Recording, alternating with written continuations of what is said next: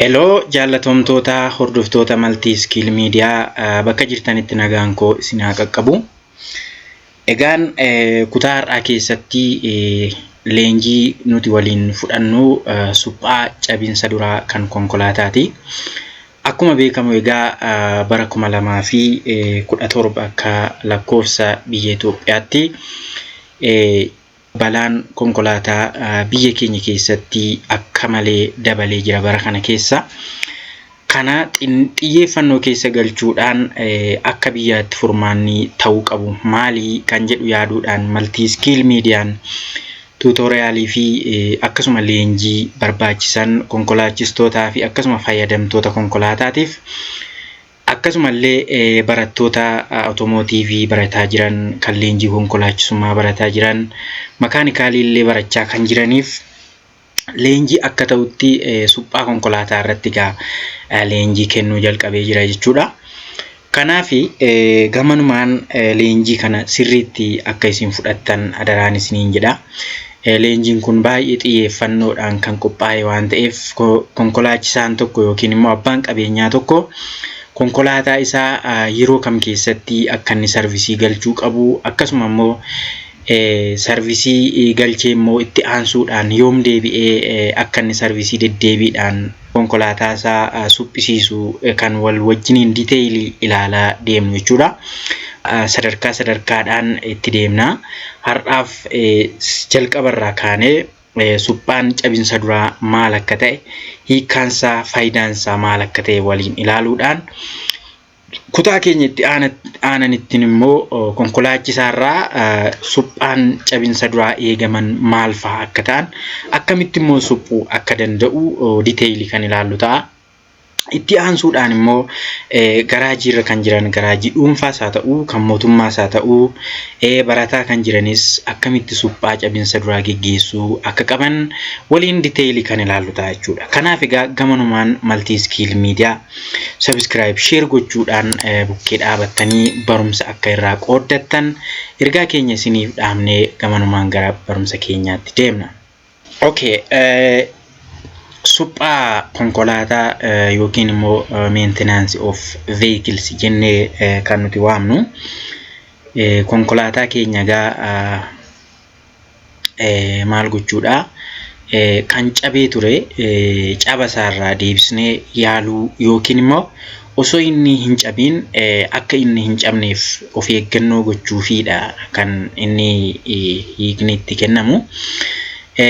Gara kanatti dhufnee hiikasaa isa sirrii yeroo hiiknutti vehicle maintenance refers to set of routine preventive and corrective actions performed to ensure vehicles remains in good working conditions, operates efficiently and meets safety regulatory standards throughout its lifespan jedha.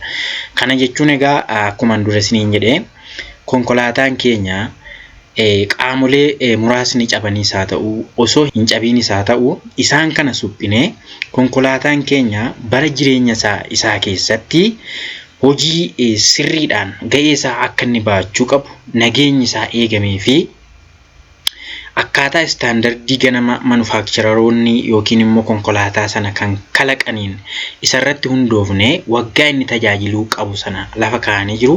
Waggaa sana keessatti haala gaariidhaan hojii isaa akka inni hojjetuuf konkolaataa keenya iddoo sirriitti eeguu jechuudha. Egaa kanaaf maintenansiin taayipii qaba yookiin gosoonni maintenance jiru.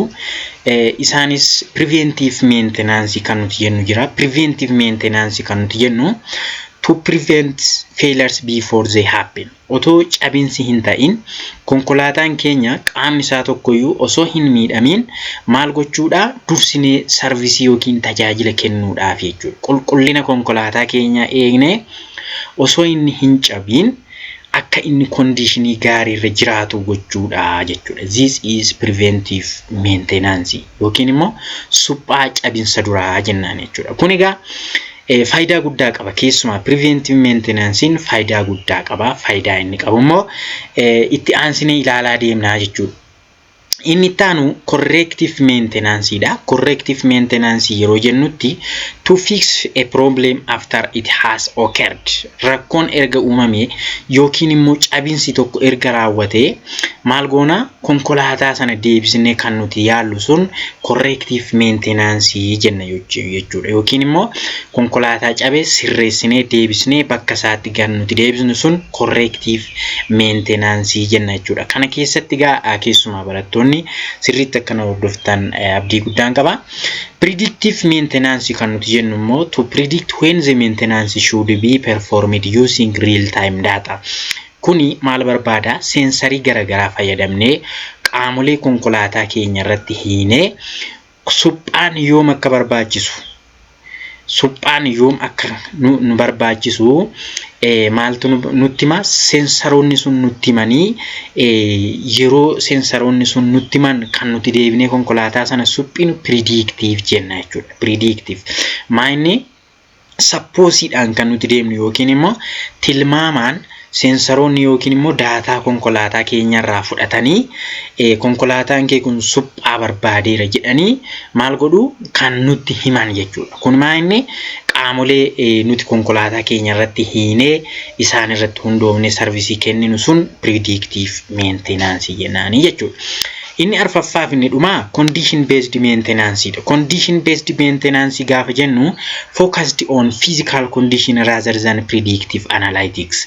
Kana jechuun qaama konkolaataa sana ilaaluudhaan fakkeenyaaf brake pad yoo ta'e rigamee gaafa inni nyaatamee dhume waan sana ilaallee ija keenyaan ilaallee rigamee nyaatamuu isaa ilaallee wanti kun jijjiiramuu qaba jennee physical condition konkolaataa keenya irratti hundoofne kan nuti murteessinu sun conditional based dha jechuudha. Fakkeenyaaf gommaa keenya yoo fudhanne gommaan konkolaataa ilkaansaa kan inni ittiin lafa qabatu nyaatamee dhume jijjiiruu gaafa barbaadu ijumaan ilaallee kan nuti murteessinu sun conditional based dha jechuudha. Kanaaf inni kun yeroo baay'ee biyya keenya keessatti conditional based dha jechuudha. Gaafuma konkolaataan qaamni isaa miidhame yookiin immoo rakkina argisiisedha jechuudha kan nuti geessinee sarvisii galchinu.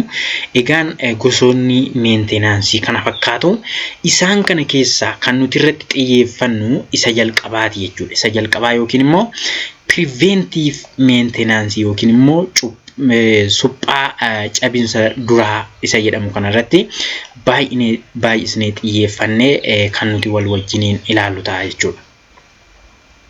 Preventive maintenance yookiin immoo suphaa cabinsa duraa kan nuti jennu maal jechuudha? To prevent failure dha. Konkolaataan akka hin miidhamne otoonni hojiirra jiru fayyummaa konkolaataa keenya eeguudha jechuudha. Argitanii kanaaf konkolaataan tokko gaafa cabu konkolaataan komponentiin isaa yookiin qaamni tokko spare partiin tokko cabe jechuun qaamolee biraatiif illee dhiibbaa guddaa fida akkasuma koostii nutti dabala jechuudha. Sana bira osoo hin gahin jalqabuma irratti preventive maintenance gargaaramnee konkolaataa keenya suphuudhaan tiksuu qabna jechuudha. Importance of preventive maintenance yookiin immoo barbaachisummaan preventive maintenance maal fa'i jenne yoo laalle inni jalqabaa improved vehicle reliability dha jechuudha. Bakka konkolaataan keenya safety isaa eegamuunsaa fayyoonsaa confidence akka nuti qabaannu godha jechuudha. Bakka sarvisii galchinee gaafa nuti oofnu yaaddoon qabnu jechuudha. Nageenyi konkolaataa keenya maalidha? Amansiisaa ta'a jechuudha. Amansiisaa ta'a jechuudha. Kanaaf konkolaataan kiyya har'amoo boru cabamoo jennee yaaddoon qabnu jechuudha. Yeroo yerootti sarvisii galchina taanaan it is reliable. Bakka amansiisaadha jechuudha. Konkolaataan keenya fayyummaansaa amansiisaa ta'a jechuudha. The next one is longer vehicle service life. Kana jechuun immoo maali? Konkolaataan keenya servisiin inni itti galullee akka inni maal godhaa? Akka inni achi dheeratu steppiidhaan yookiin immoo saganteeffannee waan goonuuf dabnee har'uma deddeebinee yookiin immoo torban 2 torban 3 kan goonu osoo hin taane servisii guyyaa itti deebinee galullee ni beeknaa jechuudha. Ni beekna jechuudha. Kanaaf guyyaatti servisii galchinullee ni dheeressaa akkasuma umurii konkolaataa keenyaallee nu dheeressaa jechuudha. The third one is fewer expensive repairs. Kanaaf gatiin nuti ittiin konkolaataa sana suphinullee baay'ee nu qannasa jechuudha. Konkolaataa cabee kan nuti ittiin suphinu gatiinsaa it is very cost. gatiin isaa ol ka'aa ta'a jechuudha. Garuu konkolaataan osoo hin cabin kan suphinu yoo ta'e, sarvisii kan galchinu yoo ta'e, gatiin nuti ittiin sarvisii galchinu sun baay'ee gadi aanaadha jechuudha. Baay'ee gadi aana. Comparatively yoo ilaalle preventive maintenance gatiin isaa በጣም fairidha jechuudha. Inni dhuma improve fleet productivity. Kana jechuun konkolaataan keenya cabee yoo dhaabbate hojiin inni hojjetu maal ta'a? Ni dhaabbata jechuudha. Ni dhaabbata jechuudha. Fakkeenyaaf faabrikaa garaagaraa fudhattanii yoo ilaaltan piroodaaktii tokko hojjetanii piroodaaktiiwwan sana bakkaa bakkatti sochoosuudhaaf yookiin immoo wantoota oomishan tokko oomisha isaanii gurguruuf bituudhaaf konkolaataadha kan isaan gargaaraman. Konkolaataan tokko cabee dhaabateera taanaan piroodaaktiin isaaniis wajjiniin dhaabata jechuudha. Galiin inni galchu wajjiniin dhaabata jechuudha. Kanaaf galiin nuti galchinu sunillee maal ta'a? Continuously kan itti fufu ta'a yookiin immoo improve kan inni ta'u ta'a jechuudha. Kanaaf egaa isaan kun faayidaawwan preventive maintenance yookiin immoo suphaa cabinsa duraatiif faayidaan isaanii inni waannaan isaan kana arfanidha. Preventive maintenance for vehicles is performed by eenyuun kan ta'u? Eenyutu suphaa cabinsa duraa kana eenyutu suphaa? Eenyudha? Isa jedhuuf wantoota lamatu jira. The first one is drivers yookiin immoo konkolaachistootadha jechuudha. Konkolaachistoonni mataan isaanii iddootti suphaan qabu jechuudha. Suphaa cabinsa duraa kana konkolaachistoonni suphuu qabu jechuudha. Iddoo isaanitti suphaan immoo walumaan kan ilaallu ta'a. Inni lammaffaan immoo automotive technicianiitu suphaa jechuudha. Argitanii preventive maintenance waan namoota lamaanii kan inni gaggeeffamu. The first one is by drivers, the second one is by automotive technicians or mechanics. Isaan kana lamaaniin gaggeeffama jechuudha. Konkolaachistoonni gaa yeroo ganama ka'anii konkolaataa isaanii suphanii ilaalanii gara hojii isaaniitti kan deeman it is preventive maintenance itti lakkoofna. Akkasuma immoo yeroo isaa eeggatee schedule ta'ee mana garaajii kan mootummaas haa ta'u kan private yookiin kan dhuunfaa haa ta'u geessinee kan nuti suphinu sun automotiveetu yookiin immoo warra mo'aa qaban warra dandeettii qaban rakkoo konkolaataa sanaa ilaalanii dafanii furmaata kan itti godhan automotive technician or makaanikoota jennaa jechuudha. Egaan kun akka seensaatti isin fayyada jedheetan yaada.